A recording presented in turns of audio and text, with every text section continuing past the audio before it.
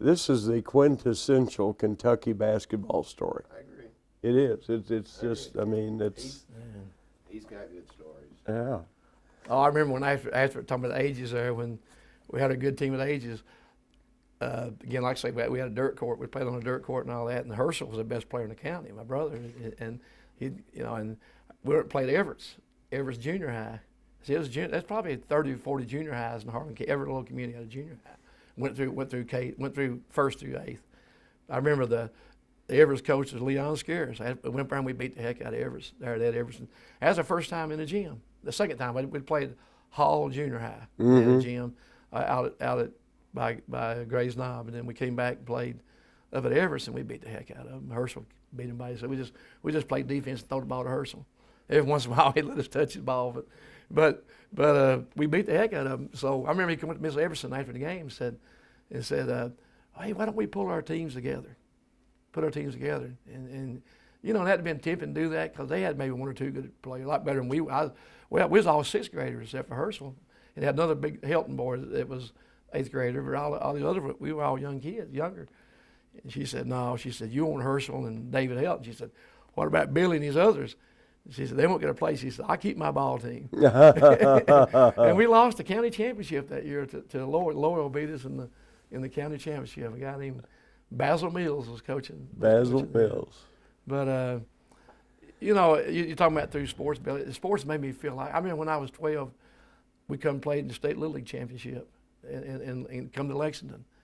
And we didn't stay in hotels then. We stayed in families. And the family we stayed with was, I remember me and a guy named Johnny Williams who ended up playing basketball at Cleveland State. And then another guy, we stayed with the police chief of Fayette County, or maybe in a city place somewhere. Yeah. Nicest people, and they had a pool table downstairs. Now I never seen a real pool table before. And then he took us over by the old football field, by the Stowe Field.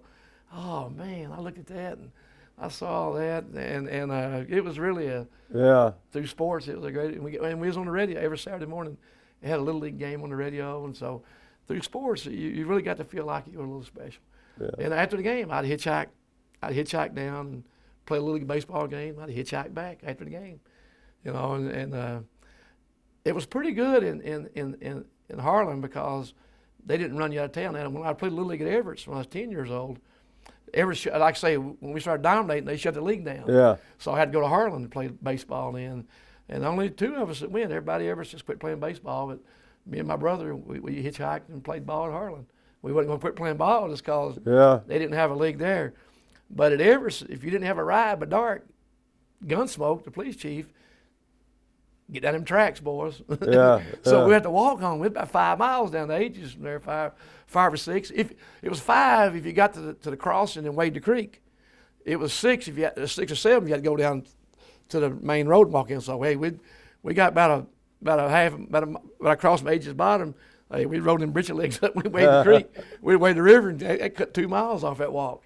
So we'd do that, but it would Harlan let you, even if it wasn't dark yet, getting dark, they'd let you still hitchhike.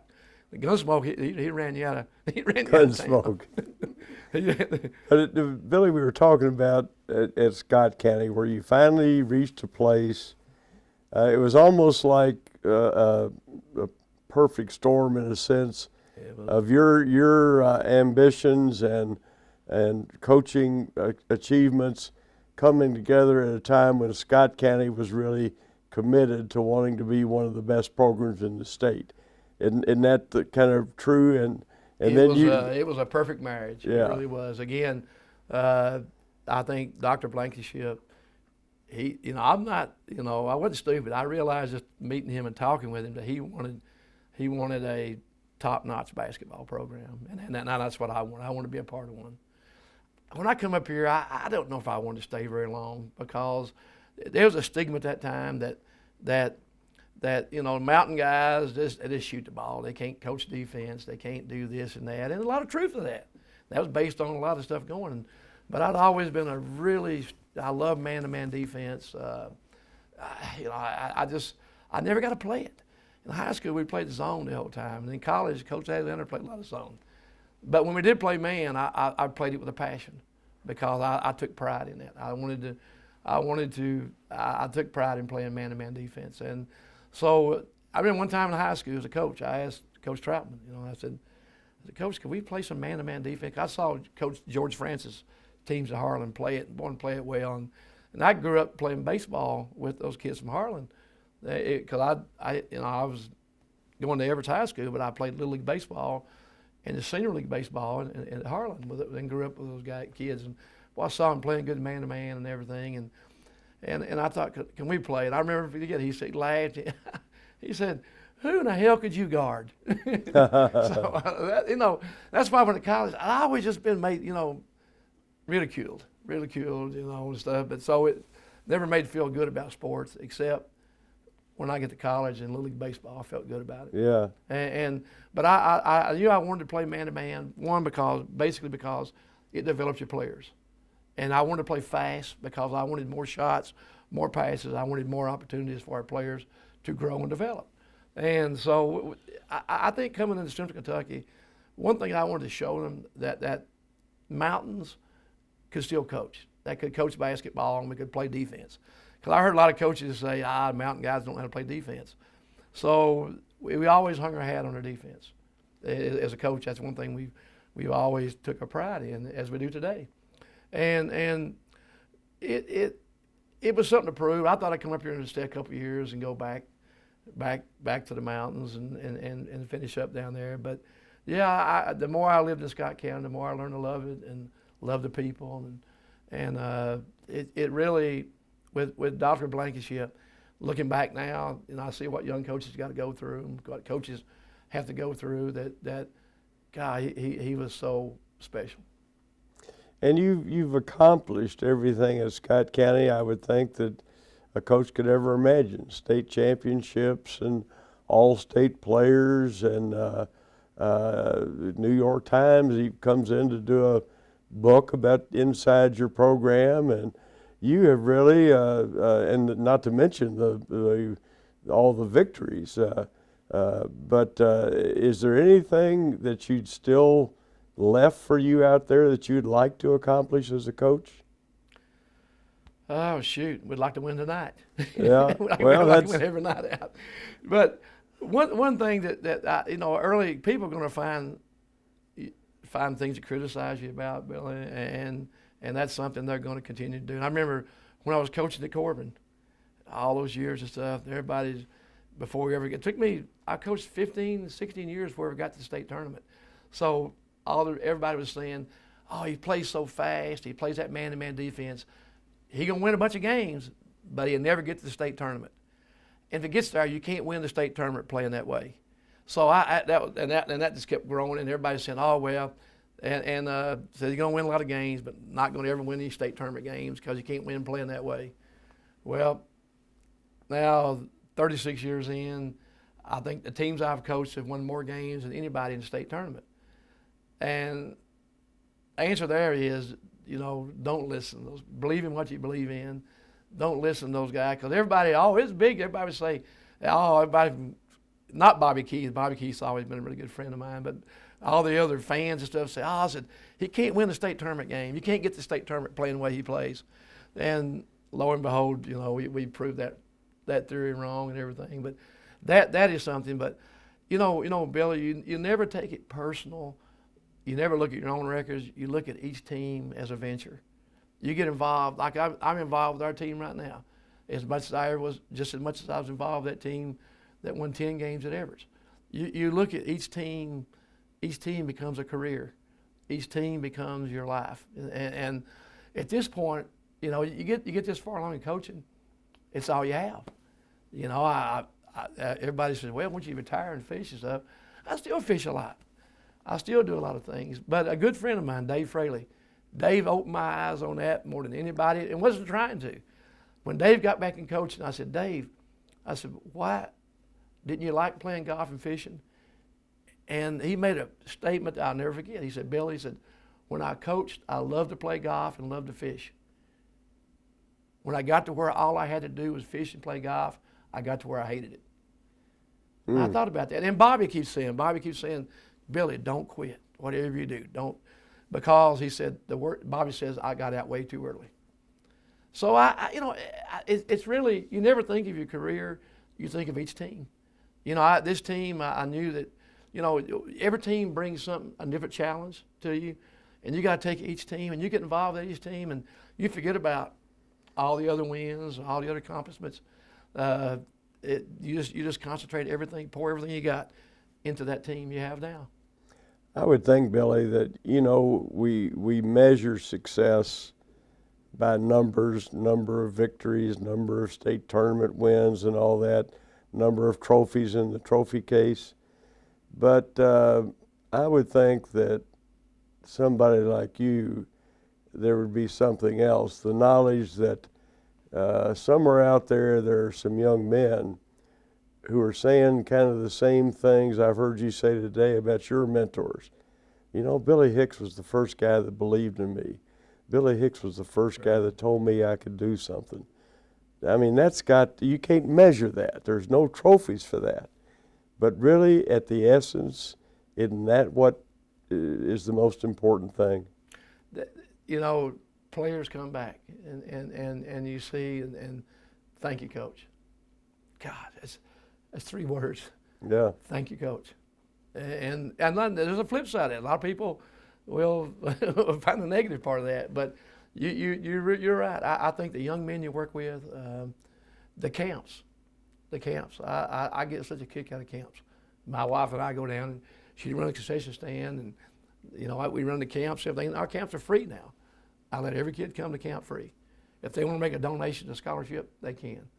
But working with those kids, you're right. Seeing a kid pick that ball up and, God, have that dream of gosh, man, I'm gonna be great someday. We all had it. Yeah, and again, you've had a lot of players who received major college scholarships, but there probably also are a lot of players who are special to you just because they could have gone in a really bad direction in their lives. But just because they were able to play basketball and learn some lessons from that, they were able to go on and have productive lives, be good fathers and husbands. And, there's no medals that people give out for that. But yet still, I think that's where the real heroes are, I think, in our society today. If you can develop young men that can go on and meet those responsibilities, that's something really important. Oh, I made a statement today. I said, I think it's that guy that gets up at 6 o'clock in the morning, goes to work, brings a paycheck along, raises that family, and does that thing. That's just as important as the one you're going to see on television coaching ball or doing the other stuff. It's the kids that you can make a difference in, and they bring their kids to the ball games. And they all come up and want to meet you, and you meet those kids, you shake those guys' hands.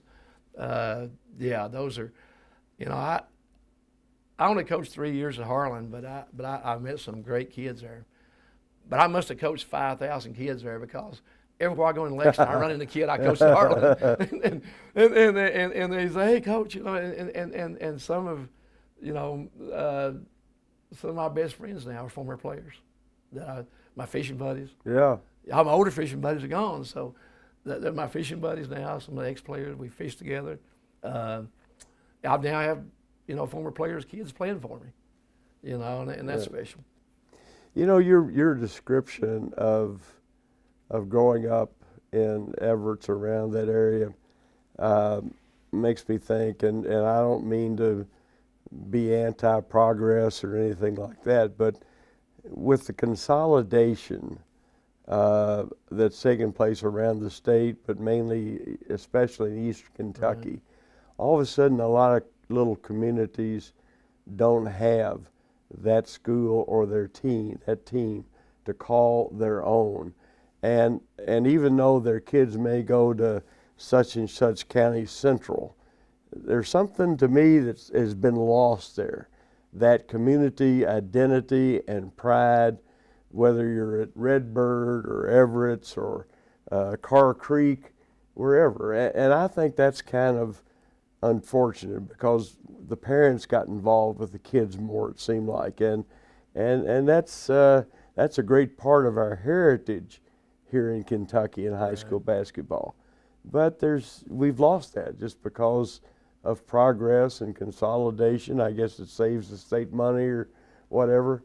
But I would think you might be inclined to agree with that. 100%, Billy. When you have those small communities like that, like when I grew up, my mom had a huge family to raise. Dad worked all the time. Who raised the kids? The community. The community. We learned great math through playing poker. On the riverbank. We go on the riverbank and play poker. We learn about life. We learn about to play ball. Nobody ever really taught you how to play ball. You just went out and played and tried to win. The better you was, the more you could win. But the community, the older people in the community took you under their wing. I'll never forget out on the playgrounds, just playing ball. Homer Gorns, who played football at UK, his older brother Jerry was dating a girl, lived up behind us, and what I did, I had like in the coal mining community back then, you had a lot of widows, and I had like 7 or 8 families that I would, as soon as I got in every day, everybody had have coal piles. You go pack the coal in and fill the coal up for the fire at night, and they pay me a nickel a day, or whatever they could pay. Sometimes 2 cents or a nickel. But and the girl he was dating was one of my customers. He was dating a daughter, the girl. They had a furnace. I go fill the furnace up every day when I got home from school and make. I had 6, 7 of them, so I was making 30, 40 cents a day. That had money when nobody else had it, but I remember he would take me out, call me young'un. He'd say, "Hey, young'un, you going?" And Jerry was a different kind of guy, probably one of the toughest guys ever come out of Harlan County. But he would show me how to do some things in basketball, and he'd watch me shoot some. Had no goal there, and we'd shoot on. And sometimes he'd be going on a date, and he'd stop and play with us, and everything. But I remember, and he took me. I had older brothers and stuff, but they had their own lives, and they didn't really do a whole lot with you. But Jerry would come in one time and said, "You want to go to a football game?"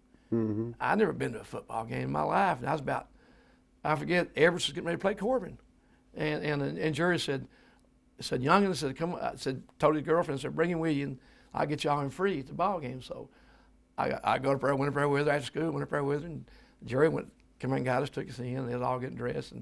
But I remember they were playing Corbin that night, and Roger Bird was playing for Corbin then, and I just the whole panorama of that, watching that ball game. But I remember, Jerry said, "Watch me, I'm gonna put him out right off the bat." So they was on the field, and old Jerry come in and speared him, and Roger Bird got right up. Come in, old Jerry knocked him, boy, come blindside him. Roger Bird got. I remember the game. He said, "That Bird boy's tough." He said, "Man, he's tough." But again, the older ones in a community like that would take the young ones under their wing, and they raise you. They watch out for you. They were the ones who would pick you up when you're hitchhiking. Right. Well, the coal miners, you always got to ride with the coal miners. You didn't think about hitchhiking them because it was guys going to and from work, and they'd pick you up, and you got to get some coal dust on you. But you hope the coal miners got you. One time, this holiness preacher picked us up, and man, he had them. He had to get in the back. He had them rattlesnakes in the box in the front. I never forget that thing. The guy who Kelsey met us. He said, "Boy, them snakes ain't gonna get out." Boy, I could hear them things singing and everything that was in the back. And I thought, man, I hope it don't get out. But yeah, the coal miners was a good ride. Yeah. But you didn't think anything about it then. You couldn't do it nowadays because you get, something bad would happen to you. But I'm not telling kids to do that. But because back then everybody knew everybody. And everybody, they knew you was playing ball. When I went to high school game, me and my brother go over and played at Evarts. And we lived about 5 or 6 miles from Evarts. We'd go home to eat and go over and hitchhike to the games. After the game, we'd go hitchhike back, back home after the game. Yeah. That was, but you're right. I think with the communities, everybody took an interest, and you was somebody in that community. Mm-hmm. Everybody knew you. Through sports, you felt like you was something special. Well, Billy Hicks, we certainly thank you for sharing your story with us here today. The 900 wins are great, but I would say even more than that, you've been a great credit to high school basketball in the state of Kentucky, and I'm confident that every place that you've ever coached is better for having had you there And I think that's about as good a thing as you can ever say about any educator or any coach. So congratulations. Thank you very much, Billy. They get it. And I hope people, a lot of people, the only time they've seen me is at the state tournament. And they don't know me. And I coached my butt off at the state tournament. I learned that first time I went to the state tournament, Bobby Keith. And Bobby called me over and said, Billy, we'd beaten Bobby that night. We won the region. And he said, don't go up there and sit on a bench now and get your ass beat. He said, coach like you coach anywhere else. He said, coach your butt off. He said, matter of fact, in the state tournament, you got to coach harder. And one thing I learned a long time ago is you want your kids to overcome that fear of playing in rup, the nervousness of playing in rup. Because anybody thinks they go in the rup, play the state tournament, they're not nervous, they're crazy. From the coaches on down the line. Sure. So you've really got to be a little more demonstrative. You've got to put a little more emphasis into it. You got to coach your kids harder because you want them to get past that nervousness of playing there. So people see me do that in the state tournament, and they think, they think, oh, he's awful. They don't realize that's just something that you're trying to do as a coach. I learned the first day on the job of coaching at Loyal, and I don't want to drag that, but this is one of the first lessons I ever learned. Gary Hamlin, Gary ended up dying in a boat accident with Coach Francis over on North Lake, but Gary was been the head coach before, and I was taking over, and I said, I was a young coach, and Bobby Knight he was the big guy at that time, and everybody was fire and brimstone, and I said, boy, I bet you make a lot of enemies coaching ball, don't you? And Gary thought about it, and he said, actually, Billy, I've made a lot of friends. And I thought about that, and I thought, God, what a great attitude. So the rest of my life, I've tried to make friends in coaching.